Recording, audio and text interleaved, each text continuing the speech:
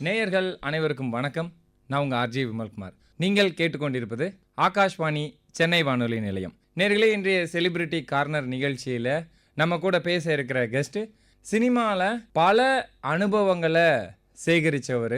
தயாரிப்பாளரா, டிஸ்ட்ரிபியூட்டரா, டைரக்டரா, ஆக்டரா, இப்படி பல தளங்கள்லையும் கால் பதிச்சு வெற்றிகரமாக ஓடிக்கொண்டிருக்கக்கூடிய ஜேஎஸ்கே சதீஷ்குமார் அவர் தான் சந்திக்கிறோம். வணக்கம் சார். வணக்கம். ஃபயர் படம் உங்களுக்கு கிடைச்ச அனுபவம், அதற்கு கிடைச்ச வரவேற்பு எப்படி இருக்கு? நிறைய படங்களோட அனுபவம் தான் அது. அதாவது நான் இந்த சினிமா துறைக்கு வரும்போது முதல்ல ஒரு டிஸ்ட்ரிபியூட்டராக உள்ள படங்கள் பண்ண ஆரம்பிக்கும்போது ஆடியன்ஸோட பல்ஸ் என்ன அப்படிங்கிறது ஓரளவுக்கு நம்மளால் கணிக்க முடிஞ்சுது.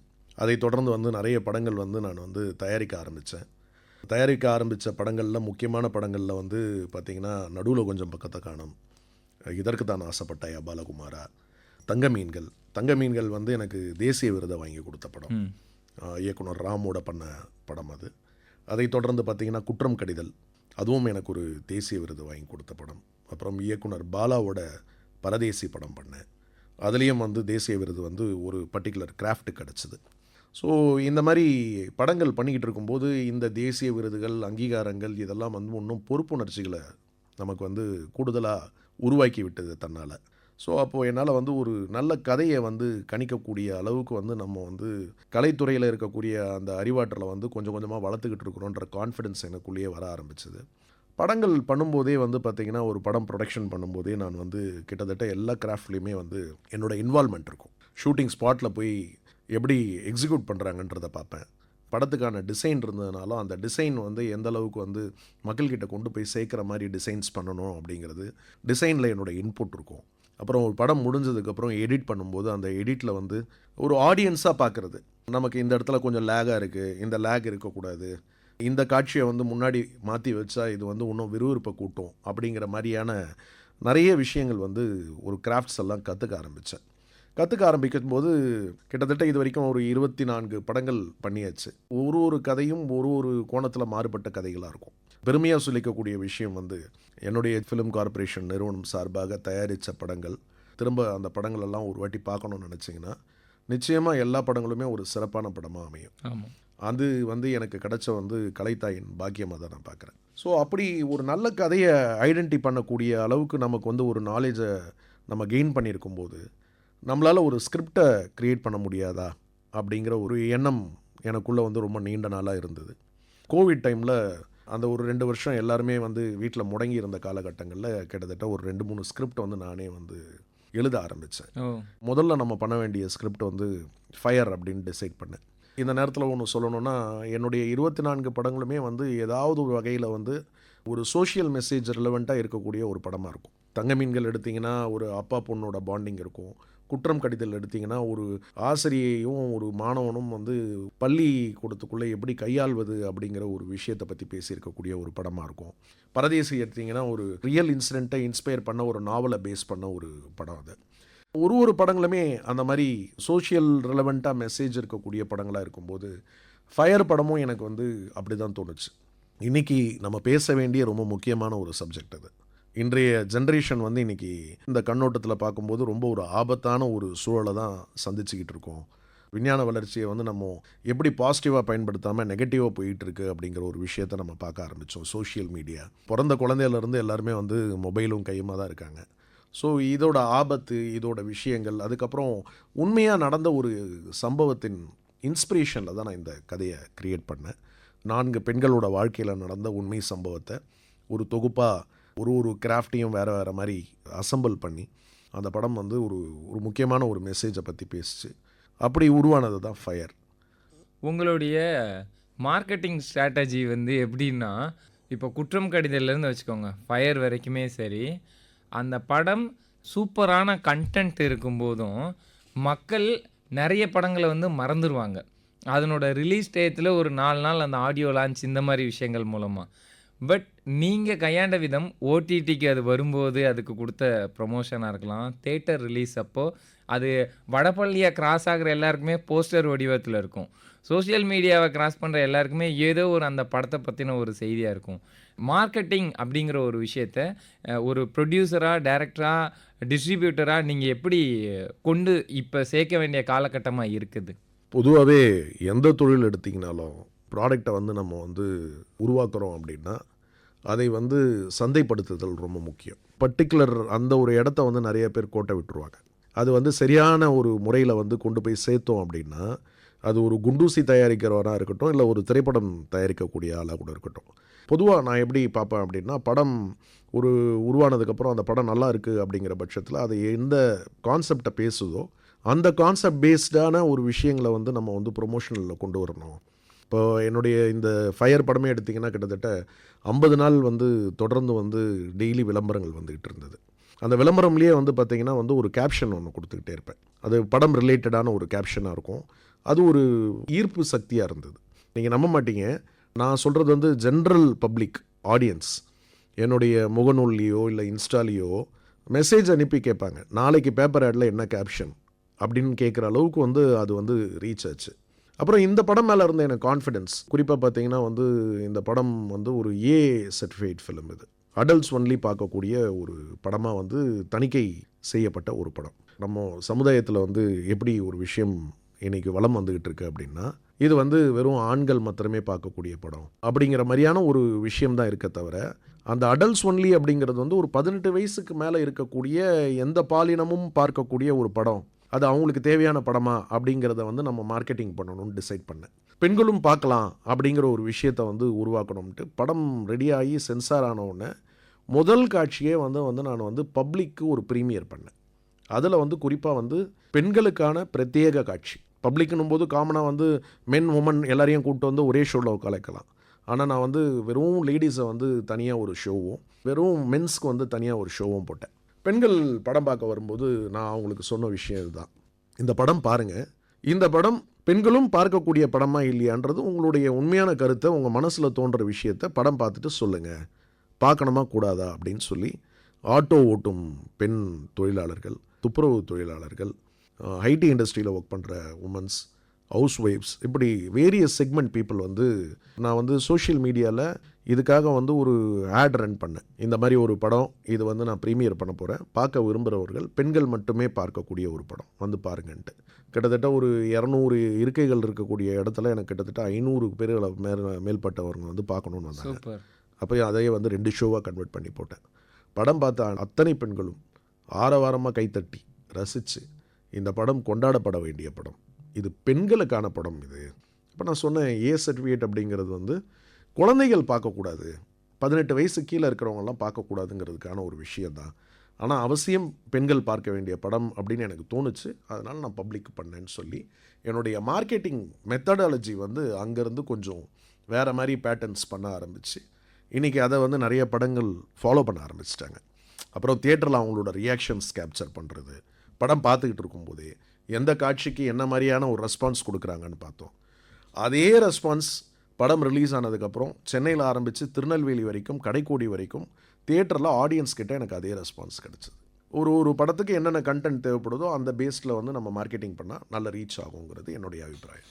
சார், இந்த கேஸ்டிங் கால் அப்படிங்கிறது ஒரு மூவிக்கு எந்த அளவுக்கு இம்பார்ட்டண்ட், திறமையான நடிகர்கள், தியேட்டர் பிளே ஆக்டர் அப்படிங்கிறதெல்லாம் கன்சிடரேஷனில் இருக்குதா, இல்லை வந்து டிவி சேனல்ஸோட ரியாலிட்டி ஷோ இருக்கும்ல, அதில் வெல் நோன் ஃபேஸாக இருக்கிறவங்களோட வருகை வந்து அதிக தேவையாக இருக்குதா?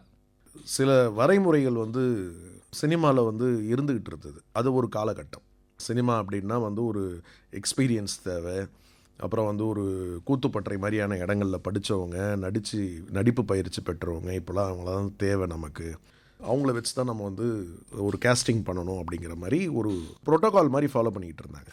ஆனால் அதெல்லாம் பிரேக் பண்ணி சாதாரண ஒரு ஆட்கள் கூட வந்து திறமை இருக்கக்கூடிய ஆட்கள் யாரான இருந்தாலும் வந்து அவங்கள வந்து நம்ம அடையாளம் கண்டு உள்ளே கொண்டு வந்தால் அது ஒரு சக்ஸஸை கொடுக்குன்ற ஒரு ஃபார்முலா வந்து ஒரு ரீசன்ட் டேஸில் வந்து நம்ம நிறைய படங்கள் பார்த்துக்கிட்டு இருக்கோம். அதில் வந்து பிரேக் ஈவன் பண்ண ஆரம்பிச்சது. அப்போது எனக்கு ஃபயர் படம் வந்து நான் ஆரம்பிக்கும்போது கேஸ்டிங் ரொம்ப முக்கியம். எந்த படம் எடுத்தாலும் சாதாரணமாக நீங்கள் எந்த ஒரு படம் எடுத்தீங்கனாலும் அந்தந்த கேரக்டர்ஸ்க்கு சரியான ஆட்களை வந்து தேர்வு பண்ணி போடுறதுன்றது ரொம்ப முக்கியம். என் படத்தில் பார்த்தீங்கன்னா காசி அப்படின்னு ஒரு நெகட்டிவ் ரோல் அதுதான் வந்து பாலாஜி முருகதாஸ் ப்ளே பண்ணியிருப்பார். அதுக்கு வந்து பார்த்தீங்கன்னா காசி கேரக்டருக்கு பாலாஜி முருகதாஸை விட மிக பொருத்தமான ஆள் எனக்கு வந்து இதுக்கப்புறமும் கிடைப்பாரான்றது டவுட் தான். நான் நிறைய பேரை ஆடிஷன் பண்ணி பார்த்தேன். பாலாஜியோட ஆட்டிடியூட் கொஞ்சம் கர்வமுள்ள ஒரு ஆளாக தெரிவார். அப்புறம் அவரோட பாடி லாங்குவேஜ், ஃபிசிக் இது ரொம்ப இம்பார்ட்டண்ட்டாக தேவைப்பட்டது. எனக்கு ரொம்ப பொருத்தமாக இருந்தார். அவரை கூப்பிட்டு நான் அந்த கேரக்டருக்கு வந்து கேஸ்ட் பண்ணேன். இன்றைக்கி வந்து பப்ளிக் வந்து எங்கே போனாலும் வந்து பாலாஜின்னு கூப்பிட்றதில்ல, காசின்னு கூப்பிட்றாங்க. அந்த அளவுக்கு அந்த கேரக்டராகவே மாறினார். அப்புறம் ஒரு 4 பெண்கள் ஓரளவுக்கு வந்து மக்கள்கிட்ட ரீச் ஆன ஒரு ஆட்களாக தேவைப்பட்டது. புதுமுகங்களாக அவங்க வந்து சினிமாவுக்கு இருந்தாலும் கொஞ்சம் சின்ன எக்ஸ்பீரியன்ஸு, சின்ன ஒரு அறிமுகம் இருக்கக்கூடிய ஆளுங்களாக தேவைப்படும் போது எனக்கு வந்து சீரியல்ஸில் ரொம்ப ஃபேமஸாக இருந்த ரச்சிதா மகாலட்சுமி வந்து ஒரு ஹோம்லி கேரக்டருக்கு எனக்கு தேவைப்பட்டாங்க. அவங்கள கேஸ்ட் பண்ணேன். அப்புறம் சோஷியல் மீடியா இன்ஃப்ளூன்சராக இருந்த காயத்ரி ஷான்னு சொல்லி ஒரு கேரக்டர், ஒரு ஹீரோயின் ஒருத்தங்க, அவங்கள ஒரு கேரக்டர் கேஸ்ட் பண்ணேன். அப்புறம் சாந்தினி தமிழரசன் நீண்ட நாள் திரைப்பயணத்தில் வந்து ஒரு சிறந்த ஒரு கதாபாத்திரங்களை வந்து ஏற்று நடித்த அந்த கேரக்டர் வந்து இதில் ஒரு ஹோம்லி லுக்குக்கு ஒரு டோர் நெக்ஸ்ட் டோர் இருக்கக்கூடிய ஒரு பொண்ணு எப்படி இருப்பாள் நம்ம வீட்டுக்கு பக்கத்தில், ரொம்ப ஒரு இயல்பாக ரொம்ப சாதாரணமாக இருக்கக்கூடிய ஒரு ஆள். அப்படி ஒருத்தங்க. அப்புறம் சாக்ஷி அகர்வால், இப்படி எனக்கு எல்லா கேரக்டர்ஸும் அமைஞ்சாங்க. சுரேஷ் சக்கரவர்த்தி ஒரு விதத்தில் நோன் ஃபேஸாக இருக்கக்கூடிய ஆட்களாகவும் கொஞ்சம் திறமை உள்ள ஆளுங்களாகவும் அந்த கேரக்டரை கரெக்டாக ஜஸ்டிஃபை பண்ணக்கூடிய அளவுக்கு அந்த கேரக்டரை வந்து அவங்க வந்து உள்வாங்கக்கூடிய அளவுக்கு இருக்கக்கூடிய ஆளுங்களாக எனக்கு அவங்க வந்து தெரிய ஆரம்பித்தாங்க. பர்ஃபெக்ட் கேஸ்டிங்காக இருந்தது. படம் வந்து ஓடிடியில் உலகம் பூரா வந்து நிறைய பேர் பார்த்துருக்காங்க. எனக்கு தெரிஞ்சு கிட்டத்தட்ட 25 நாட்கள் ஆச்சு ஓடிடியில் வந்து. 25 நாட்களில் அதிகம் பார்வையாளர்கள் பார்த்த ஒரு திரைப்பட வரிசையில் வந்து ஃபயர் வந்து இன்றைக்கி வந்து ஒரு 3வது இடத்துல இந்தியா அளவில் இருக்குது. அப்படிங்கிறதே வந்து எனக்கு கிடச்ச வந்து ஒரு மிகப்பெரிய ஒரு வெற்றியாக தான் நான் பார்க்குறேன். இது எங்கள் டீமுக்கு கிடச்ச ஒரு சக்ஸஸ். ஸோ அதனால் வந்து ஒரு கேஸ்டிங் அப்படிங்கிறது வந்து பார்த்திங்கன்னா ரொம்ப முக்கியமான ஒரு ரோல் ஒரு ஃபிலிமுக்கு. அதை கரெக்டாக ஒரு இயக்குனர் பண்ணிட்டாருனாலே பாதி கிணறு தாண்டின மாதிரி தான். ஸோ அது வந்து கேஸ்டிங் ரொம்ப இம்பார்ட்டன்ட் ரோல் தான். மேக்கிங்கில் நீங்கள் ஒரு ப்ரொடியூசர், டிஸ்ட்ரிபியூட்டர் ஆனாலும் சீன் மேக்கிங் இந்த மாதிரி எக்ஸிக்யூட் எப்படி பண்ணுறாங்க, அதனோட டிசைன் என்னவாக இருக்குது, அதை எப்படி பெட்டர்மெண்ட் பண்ணலாம், நேரில் போய் கள ஆய்வு பண்ணியிருக்கிறீங்க. நீங்கள் டேக் ஓகே அப்படின்னு சொல்கிற மொமெண்ட்டுன்னு ஒன்று இருக்கும். உங்களுக்கு அந்த எக்ஸ்பீரியன்ஸ் எப்படி இருந்தது? நிச்சயமாக. அதாவது ஒரு டைரக்டராக என்னை வந்து நான் வந்து களமிறங்கி நான் ஒரு படம் பண்ணும்போது நான் வந்து முதல்ல வந்து ஒரு சாதாரண ஒரு தியேட்டரில் பார்க்கக்கூடிய ஒரு ஒரு ரசிகனாக தான் என்னை வந்து நான் கன்வெர்ட் பண்ணிப்பேன். ஒரு ரசிகன் எந்தெந்த இடத்துல எப்படியெல்லாம் வந்து காட்சிகளை வந்து உள்வாங்குவாங்க, ரசிப்பாங்க, கைத்தட்டுவாங்கன்ற அந்த ஒரு மூட் ஸ்விங் தான் எனக்குள்ளே இருந்தது. நான் நிறைய படங்களில் வந்து என்னுடைய ப்ரொடக்ஷனில் நடந்த படங்களில் வந்து போய் பார்க்கும்போது டைரக்டர்ஸ் வந்து எப்படி எக்ஸிக்யூட் பண்ணுறாங்க, ஒரு கேமராமேனோட எப்படி பாண்டிங், ஒரு சீன் நம்ம நினச்ச மாதிரி வருது அப்படின்னா வெறும் இயக்குனரால் மாத்திரம் வந்துடாது. அந்த இடத்துல அந்த கேமராமேனோட இன்புட் ரொம்ப முக்கியம். நம்ம ஒரு ஷார்ட்டை கன்சீவ் பண்ணி எனக்கு இப்படி தேவை, இதை எக்ஸிக்யூட் பண்ணணும்னு நினச்சா எங்கள் 2 பேருக்குள்ள புரிதல் இருக்கணும், கேமராமேனுக்கும் டைரக்டருக்கும். அது எனக்கு இந்த படத்தில் வந்து பார்த்திங்கன்னா சதீஷ் ஜி அப்படின்னு சொல்லிட்டு ஒரு கேமராமேன், அவர் வந்து அக்னி சிறகுகளில் வந்து நான் நடிச்சுக்கிட்டு இருக்கும்போது அந்த படத்தில் ஒரு யூனிட் அவர் தான் கேமராமேனாக இருந்தார். ஸோ அவரை வந்து நான் இந்த படத்தில் ஃபிக்ஸ் பண்ணும்போதே நான் வந்து அவர்கிட்ட சொன்னது தான், எனக்கு இது ஃபஸ்ட்டு ஃபிலிம், உங்களுக்கு எக்ஸ்பீரியன்ஸ் இருக்கலாம், பட் எனக்கு இந்த காட்சிகள் இப்படி தான் தேவை அப்படின்னு நான் ஒரு எண்ண ஓட்டத்தில் இருக்கேன். என்னுடைய விஷுவல் எக்ஸ்போஷர் வந்து இப்படி தான் தேவைப்படுது, எனக்கு இதை கேப்சர் பண்ணி கொடுக்கணும் அப்படின்னும் போது நான் வந்து சில காட்சிகள் ஒரு டேக்லேயே ஓகே இருக்குது, சில காட்சிகள் வந்து 20 டேக்குக்கு மேலே கூட போயிருக்கு. ஒரு காட்சி எடுக்கிறதுக்கு முன்னாடி நம்ம விஷுவலாக ஒன்று அதை வந்து பிளான் பண்ணி வச்சுருப்போம், மைண்டில் அப்ளை பண்ணி வச்சுருப்போம். இந்த காட்சி இப்படி தான் வரணும், இவரோட ரியாக்ஷன் இப்படி தான் இருக்கணும், இவரோட மாடலைசேஷன்ஸ் இப்படி தான் இருக்கணும், இவரோட டைலாக் டெலிவரி இப்படி தான் இருக்கணும் அப்படின்ட்டு. அதை வந்து நாங்கள் 2 பேரும் வந்து பரிமாறிப்போம். நான் எதிர்பார்க்குறது இப்படி தான், எனக்கு இது மாதிரி வந்து எனக்கு கேப்சர் பண்ணி கொடுங்க. அதை ஆர்டிஸ்ட்டும் வந்து உள்வாங்கி நிறைய இடங்களில் வந்து 1 டேக்லேயே எனக்கு ஓகே பண்ணி கொடுத்துருக்காங்க. சில இடங்களில் வந்து கொஞ்சம் நம்ம எதிர்பார்த்ததை வந்து இன்னும் பெட்டர்மெண்ட் பண்ணணுன்ட்டு ஒரு பெட்டர்மெண்ட் ஒர்க் வாங்கியிருப்போம். ஸோ அந்த வகையில் வந்து இந்த எக்ஸ்பீரியன்ஸஸ் தான் என்னால் அதை ஈஸியாக கன்சீவ் பண்ண முடிஞ்சது. பண நெருக்கடி அப்படிங்கிற ஒரு விஷயம் சினிமாவில் ஒர்க் பண்ணுற எல்லாருக்குமே இருக்கும். பட் தயாரிப்பாளர் அவங்களுக்கு தான் அதனோட உச்சக்கட்ட வலியை அனுபவிக்க முடியும். அந்த மாதிரி சூழலை நீங்கள் ஃபேஸ் பண்ணியிருக்கீங்களா? எப்படி கடந்து வந்திருக்கீங்க? இல்லை, நிச்சயமாக இது வந்து ஃபேஸ் பண்ணாமல் இருக்கவே முடியாது. எல்லா தயாரிப்பாளர்களுக்கும் இருக்கக்கூடிய ஒரு விஷயம்தான். ஏன்னா அதாவது இந்த தொழிலில் தான் வந்து பார்த்திங்கன்னா எதுவுமே வந்து கேரண்டீடு ரிட்டர்ன்ஸ் கிடையாது. இதுதான் வரும் அப்படின்னு நம்ம வந்து ஒரு படம் தயாரிக்கும் போது உதாரணத்துக்கு ஒரு 1 கோடி ரூபாய்க்கு படம் எடுக்கிறோம் அப்படின்னா, இந்த படத்தோட வியாபாரம் வந்து ஒரு கிட்டத்தட்ட ஒரு 2 கோடி ஆகும் அப்படின்ட்டு நம்ம வந்து ஒரு எஸ்டிமேட்டட் பிஸ்னஸ் தான் வச்சுருப்போம். இந்த மாதிரி வரணும், இது வந்து நம்ம அச்சீவ் பண்ணலான்ட்டு. பட் அது எவ்வளோ தூரம் வரும் அப்படின்னு மெட்டீரியலைஸ் குறிப்பாக இன்றைக்கி இருக்கிற மார்க்கெட்டிங் ஸ்டேஜில் ஓடிடி முன்னாடி விற்க முடியாது, சேட்டலைட் முன்னாடி விற்க முடியாது, தேட்டருக்கும் வந்து டிஸ்ட்ரிபியூட்டர்ஸ் ரொம்ப கம்மி. அன்றைக்கி காலகட்டங்கள்லாம் வந்து ஒரு ஏரியாவுக்கு 10 டிஸ்ட்ரிபியூட்டர்ஸ் இருந்தாங்க. இன்றைக்கி ஒரு ஏரியாவுக்கு 2 டிஸ்ட்ரிபியூட்டர் தான் இருக்காங்க. படங்களோட எண்ணிக்கையும் கூடுதலாக வர ஆரம்பிச்சிருச்சு. ஒரு வாரத்துக்கு அப்போல்லாம் வந்து 5 படம் வந்ததுன்னா இன்றைக்கி வாரத்துக்கு 15 படம் வருது. ஃபயர் படம் ரிலீஸ் ஆகும்போதே வந்து 14 படம் ரிலீஸ் ஆச்சு. அதில் ஒரு படமாக முதல்ல வந்து ஜெயிச்ச படம் ஃபயர்.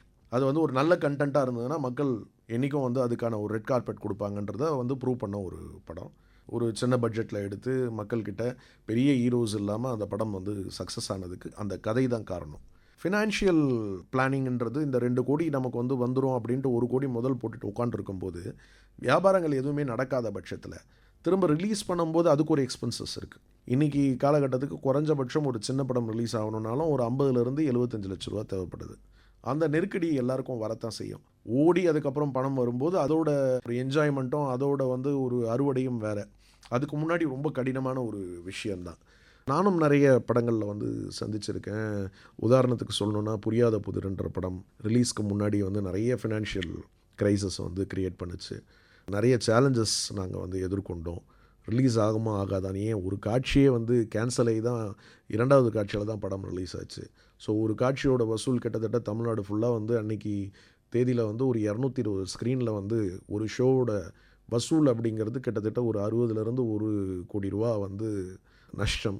இதெல்லாம் வந்து வரத்தான் செய்யும். பட் ஸ்டில் அதெல்லாம் ஓவர் கம் பண்ணி சேலஞ்சாக வந்து பண்ணுறது தான் cinema. Super sir.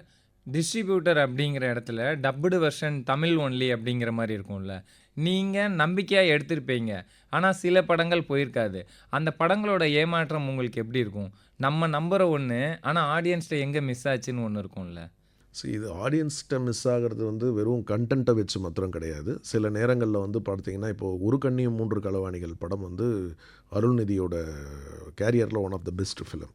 Chimbu Deven direction. எனக்கு தெரிஞ்சு இப்போது ரீரிலீஸ் பண்ணால் கூட அந்த படம் வந்து ஓடும். பட் ஆனால் அன்றைக்கி ரிலீஸ் பண்ணும்போது அது ஒரு டிசாஸ்டர் ஃப்ளாப். அதுக்கு காரணம் வந்து பார்த்திங்கன்னா, அந்த படம் எந்த படத்தோடு வந்து வந்தது அப்படிங்கிறது ரொம்ப முக்கியம்.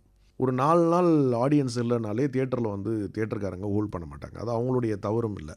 தியேட்டரில் ஆடியன்ஸ் வரலைன்னா அவங்க மாத்திரம் எப்படி தியேட்டர் ரன் பண்ண முடியும், கரண்ட் பில் கட்ட முடியும், சேலரி போட முடியும்? அதெல்லாம் வந்து ஒரு படத்துலேயும் ஒரு படிப்பினை எக்ஸ்பீரியன்ஸ் தான். ஸோ ஒரு ரிலீஸுங்கிறது நம்ம வர படங்களில் எந்த படத்தோடு வரோம், என்ன காலகட்டத்தில் வரும் அப்படிங்கிறது முக்கியம். ஸோ அந்த டைமில் எனக்கு அந்த ஜட்ஜ்மெண்ட் வந்து அந்த படத்தில் எனக்கு மிஸ் ஆச்சு. பட் அது வந்து ஓடிடி இதிலெல்லாம் எனக்கு வந்து ஒரு லாபத்தை ஏற்படுத்தி கொடுத்த படம்.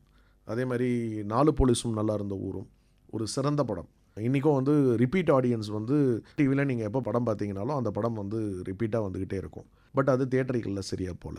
அது சரியாக போகாத காரணம் பார்த்திங்கன்னா, அன்றைய காலகட்டத்தில் கிட்டத்தட்ட வந்து ஒரு சைக்ளோன் ஃபார்ம் ஆகுது. அந்த டைமில் ரிலீஸ் பண்ணுறோம், தியேட்டரில் ஆடியன்ஸ் உள்ளேயே வரல. முதல் 2 நாள் நல்ல ஆடியன்ஸ் இருந்தது. 3வது நாள்லேருந்து மழை வருது. அந்த மழை வந்து கிட்டத்தட்ட அந்த படத்தோட வசூலியே பாதிக்குது. இப்போல்லாம் வந்து ஒரு ரிலீஸ் வரும் அப்படின்னா ஃபோர்காஸ்ட் பார்த்துட்டு தான் ரிலீஸே போடுறோம். அந்த அனுபவங்கள் அன்றைக்கி கம்மி. இன்றைக்கி வந்து ஓகே நம்ம இப்போ அடுத்த மாதம் வரோமா அப்படின்னா ஃபஸ்ட்டு வந்து வெதர் ஃபோர்காஸ்ட் ஓப்பன் பண்ணி அந்த காலகட்டத்தில் வெதர் எப்படி இருக்குன்னு பார்க்க வேண்டியதாக இருக்குது. இந்த மாதிரி அதே மாதிரி கூட வர படங்கள் நம்மளை விட இன்னும் பெரிய எக்ஸ்பெக்டேஷன் படங்கள் வந்தால், இல்லை ஒரு பெரிய மாஸ் ஹீரோ படம் வந்தால் நம்ம அந்த டைமில் வரக்கூடாது. இதெல்லாம் ஒரு அனுபவங்கள் தான். அதனால் வந்து எப்படி நம்ம வந்து வெற்றிகள் வரும்போது வந்து நம்ம வந்து குதூகலமாக இருக்குமோ, அதே மாதிரி நஷ்டங்கள் வரும்போது வந்து நம்ம உடஞ்சிடாமல் எங்கே தவறு நடந்ததுன்னு பார்த்து அதை சரி செஞ்சு அடுத்து அது வராமல் பார்த்துக்கிறது தான் வந்து இந்த துறையில் ரொம்ப சேலஞ்சான ஒரு விஷயம்.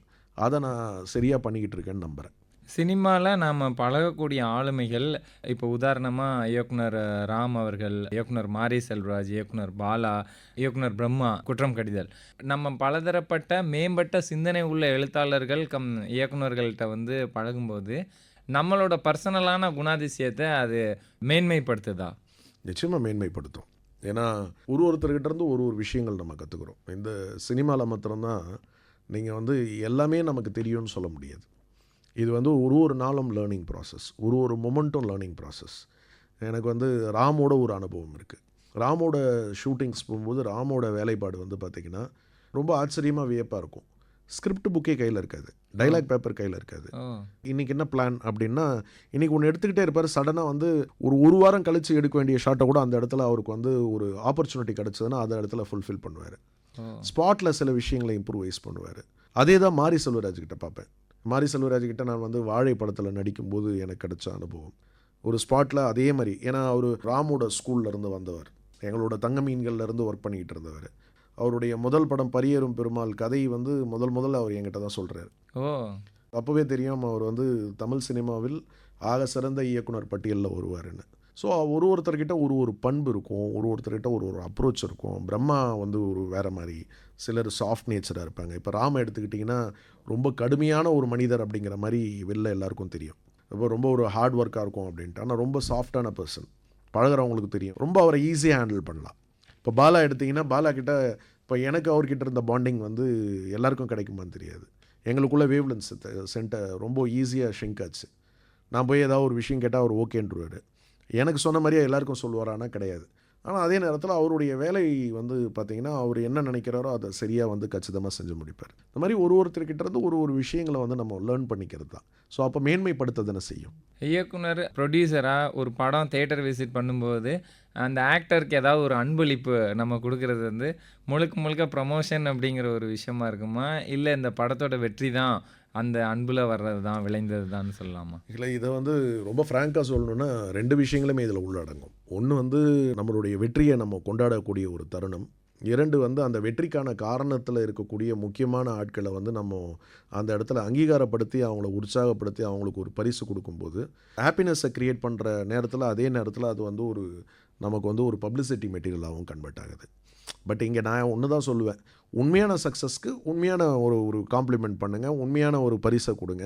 சின்ன படமாக இருந்தாலும் பெரிய படமாக இருந்தாலும் ஒரு வெற்றி படமாக இருந்ததுன்னா அந்த வெற்றி படத்தை நீங்கள் எந்த வகையில் கொண்டாடினாலும் அது வந்து அந்த படத்திற்கு சரியான ஒரு ஜஸ்டிஃபிகேஷனாக இருக்கும். ஆர்டிஸ்டோட உளவியல் சிக்கல் கதை கேட்க வரும்போது பேமெண்ட்டை கேட்ட பிறகு சூப்பர் சார், இதை நான் கொண்டு வந்து முன்னாடி நிறுத்திடுறேன் இப்படின்னு சந்தோஷமாக ஆஃபீஸில் பேசிட்டு போகிறவங்க, ஷூட் போய்கிட்டு இருக்கிற இடைவேளையில் இல்லை படம் பேக்கப் ஆனதுக்கப்புறம் என் கேரக்டர் கரெக்டாக வந்திருக்கா, நான் நினச்ச மாதிரி இது இருக்குதா, என்னை எப்படி மக்கள்கிட்ட காட்ட போகிறீங்க, அப்புறம் ஏன் பேமெண்ட் இந்த டிலே, இந்த மாதிரியெல்லாம் இருக்கிற மனநிலையை அந்த ஷூட்டோட ப்ராசஸிங்கில் இருக்கும்போது ப்ரொடியூசராக எப்படி கையாளுறீங்க? எந்த ஒரு நடிகருமே இப்போ ஒரு ஹீரோவாகட்டும் இல்லை வந்து ஒரு ஜூனியர் ஆர்டிஸ்ட்டாக கூட இருக்கட்டும், அவங்க ஒரு சீன் நடித்தாங்கன்னா மானிட்டரில் வந்து அந்த சீன் எப்படி இருக்குன்னு பார்த்துட்டு போனால் தான் அவங்களுக்கு ஒரு ஹாப்பினஸ். அப்போது ஒரு ஹீரோவாக இருக்கும்போது அந்த படத்தோட முக்கியமான ஒரு பர்சன் அவர் தான் ஷோல்டரில் கேரி பண்ணி கொண்டு வர போகிறவர். அப்போ அவருக்கு வந்து அந்த சேலஞ்சஸ் இருக்க தான் செய்யும். நம்ம விஷுவலாக எப்படி தெரிகிறோம், நம்மளுடைய பாடி லாங்குவேஜ் எப்படி இருக்குது, நம்மளுடைய நடிப்பு கரெக்டாக வந்திருக்கா அப்படின்னும்போது சில நேரங்களில் வந்து நம்ம ஷாட் ஓகே பண்ணியிருப்போம், சில நேரங்களில் வந்து ஹீரோ வந்து இல்லை சார் இதை விட கொஞ்சம் பெட்டராக பண்ணலாம் அப்படின்னு அவர் வந்து இன்னும் இன்வால்மெண்ட்டாக வரக்கூடிய ஆட்களும் இருக்க செய்கிறாங்க. அது சில நேரங்களில் வந்து நம்ம வந்து எடுத்துக்கிட்டு அதை விட இன்னும் பெட்டராக ஏதாவது ஒரு ஷாட் கிடைக்காதான்ட்டு நம்மளும் வந்து திரும்ப இன்னொரு ஷாட் கம்போஸ் பண்ணுவோம். இது வந்து ஒரு இயற்கை.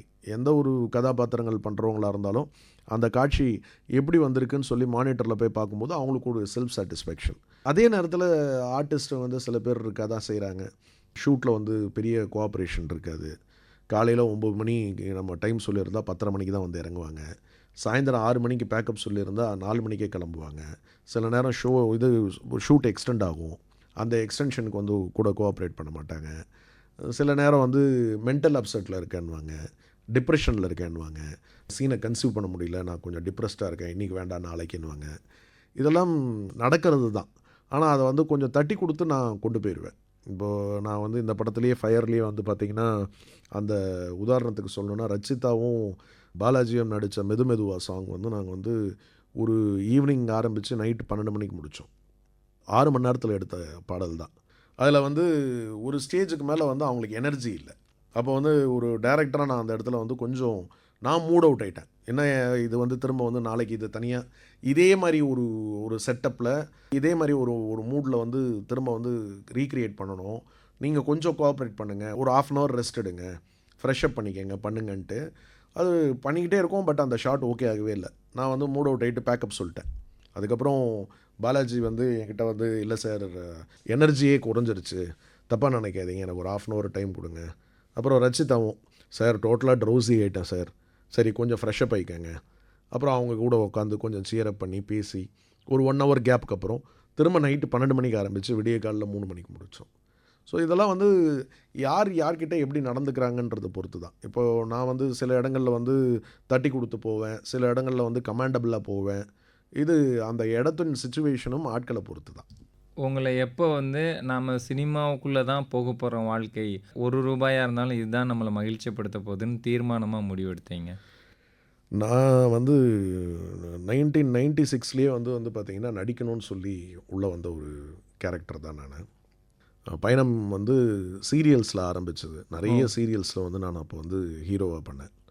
அதுக்கப்புறம் வந்து ஃபிலிம் இண்டஸ்ட்ரிக்கு வந்து 2 படங்கள், அவசரம், நிலவுக்குள் சூரியன் 2 படங்கள் பூஜை போடப்பட்டு சாங் கம்போசிங் முடிஞ்சு ஃபஸ்ட்டு ஷெட்யூல் வரைக்கும் ஷூட் போய் பல காரணங்களால் வந்து நின்று போய் அதுக்கப்புறம் நான் பாதை மாறி திரும்ப வந்து வேறு இண்டஸ்ட்ரிக்கு போய் ஒர்க் பண்ண ஆரம்பித்தேன், பிஸ்னஸ் பண்ண ஆரம்பித்தேன். பட் அந்த சினிமாவில் இருந்த அந்த ஒரு இன்வால்மெண்ட், அந்த பேஷன், சினிமாவை விடக்கூடாது அப்படின்ட்டு நான் வந்து கொஞ்சம் பர்சனலாக என்னுடைய பிஸ்னஸ் கேரியரை வந்து ஸ்டெபிலைஸ் பண்ணிக்கிட்டு அதுக்கப்புறம் திரும்ப வந்து 2006 இண்டஸ்ட்ரிக்குள்ளே வந்து நான் வந்து படங்கள் டிஸ்ட்ரிபியூஷன் பண்ண ஆரம்பித்து அப்புறம் நான் ஐடென்டிஃபை பண்ணுற படங்கள் எல்லாமே சக்ஸஸ் ஃபிலிமாக வரும்போது அது முழு ஒரு சந்தோஷத்தையும் ஆத்ம திருப்தியும் கொடுக்குது. இப்போ உதாரணத்துக்கு சொல்லணுன்னா என்னுடைய முதல் தேசிய விருது நான் வந்து இந்த துறைக்கு வந்ததுக்கான ஒரு அடையாளத்தை ஏற்படுத்தி கொடுத்தது. 2வது தேசிய விருது. ஸோ தொடர்ந்து அடுத்த படமும் நான் தேசிய விருது வாங்குவேன்னு நம்புகிறேன். நல்ல பொறுப்புகள் கூடுது, நமக்கு வந்து ஒரு இன்வால்மெண்ட் அதிகமாகுது. அதுக்கப்புறம் நடிப்புக்காக 96 உள்ளே வந்தால் திரும்ப நடிக்காமல் இருக்கும்போது திரும்ப தரமணியில் திரும்ப நான் வந்து ரீஎன்ட்ரியாக வந்து ஒரு நடிக்க ஆரம்பித்து அதை தொடர்ந்து கபடதாரி, ஃப்ரெண்ட்ஷிப், அநீதி, வாழை, இப்போ அக்னி சிறகுகள் வெளிவர இருக்குது. இப்போ ஃபயரில் வந்து அந்த ஒரு கீ ரோல் நான் தான் நடித்தேன். ஸோ அதெல்லாமே வந்து ஒரு பெரிய செல்ஃப் சாட்டிஸ்ஃபேக்ஷனை கொடுத்தது. இன்னும் வந்து நம்மளை வந்து உற்சாகப்படுத்திக்கிட்டு இருக்குது, பொறுப்புகளை கூட்டியிருக்கு. தொடர்ந்து சினிமாவில் வந்து பயணம் பண்ணுன்ற அந்த ஒரு விதையை வந்து நமக்கு விதைச்சிக்கிட்டே இருக்குது. ரொம்ப நன்றி சார். உங்களுடைய நடிகர் இந்த பயணமும் சரி, ப்ரொடியூசர் தேசிய விருதுகள் நிறைய, அதாவது மிக தரமான படைப்புகளுக்காக வென்று குவிச்சிட்டே இருக்கீங்க, ஹாட்ரிக் அடிச்சிட்டீங்க. மென்மேலும் நிறைய தரமான படைப்புகளுக்காக நீங்கள் நடிகராகவும் சரி, ப்ரொடியூசராகவும் சரி, இயக்குனராகவும் சரி அங்கீகரிக்கப்பட்ட நிறைய விருதுகள் வாங்க போகிறீங்க. அதற்கு ஆல் இண்டியா ரேடியோ சார்பாக வாழ்த்துக்கள் சார்.